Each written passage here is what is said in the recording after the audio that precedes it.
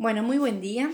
Hago una aclaración cortita, ¿sí? Porque veo que todavía hay una dificultad con respecto a la clasificación de conjuntos numéricos, que si bien es algo sencillo, me preocupa que todavía haya dudas. Vuelvo a aclarar, los números naturales son los números positivos. ¿Qué quiere decir? Como ejemplo, 1, 2, 3, 4, 5 y así en adelante. A este conjunto de números negativos, ¿sí? En los libros los podemos encontrar con el numerito n. Bien, a esos números negativos, ¿sí? Se les suma el conjunto de los números negativos, ¿sí? Que los números negativos son exactamente los mismos, ¿sí? Pero con el negativo adelante.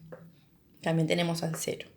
Bien, ahora, los números naturales son un conjunto numérico en sí, pero forman parte de un conjunto numérico un poquito más grande, que es el conjunto de los números enteros.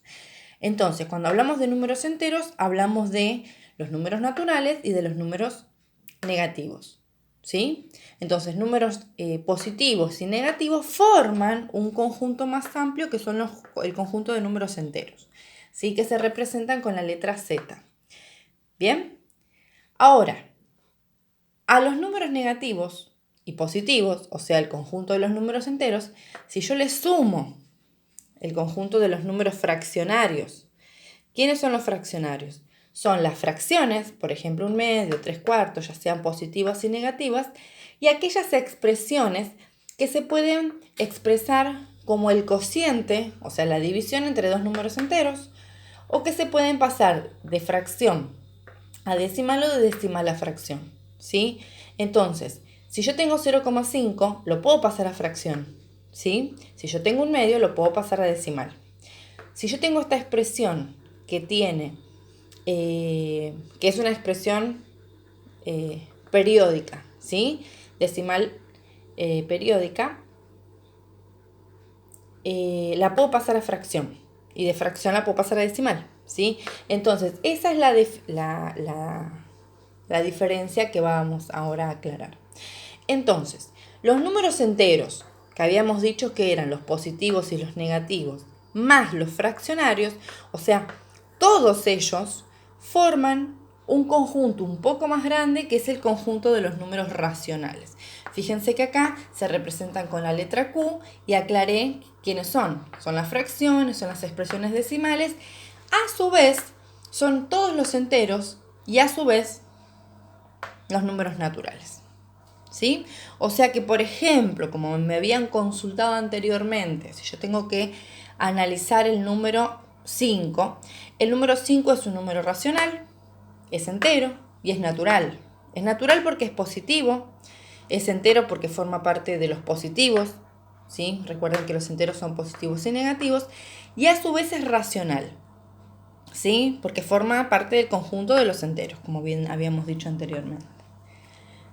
Hasta acá son todos los números que nosotros estuvimos trabajando. O sea, números racionales serían todos estos números que nosotros anteriormente estuvimos trabajando.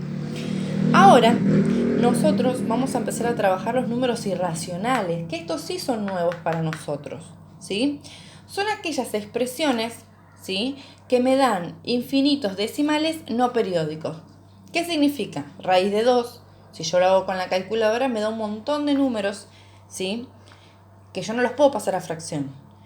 Raíz de 5, lo mismo. Pi, en realidad nosotros usamos 3,14, pero es 3,14, 15 y tiene infinitos decimales. Entonces, todos esos numeritos forman el conjunto de números irracionales. Entonces, cuando yo tengo que clasificar un número, voy a decir que un número es o racional o irracional. No pueden ser racionales e irracionales a la vez, ¿sí? O es racional o es irracional.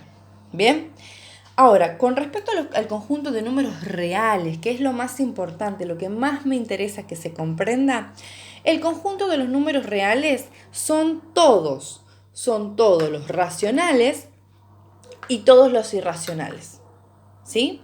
Entonces, cuando ustedes completan el cuadro, la parte final, tenemos que poner que todos los números son reales. porque el conjunto de los números reales está formado por números racionales y también por los irracionales. Eso tiene que quedar súper claro.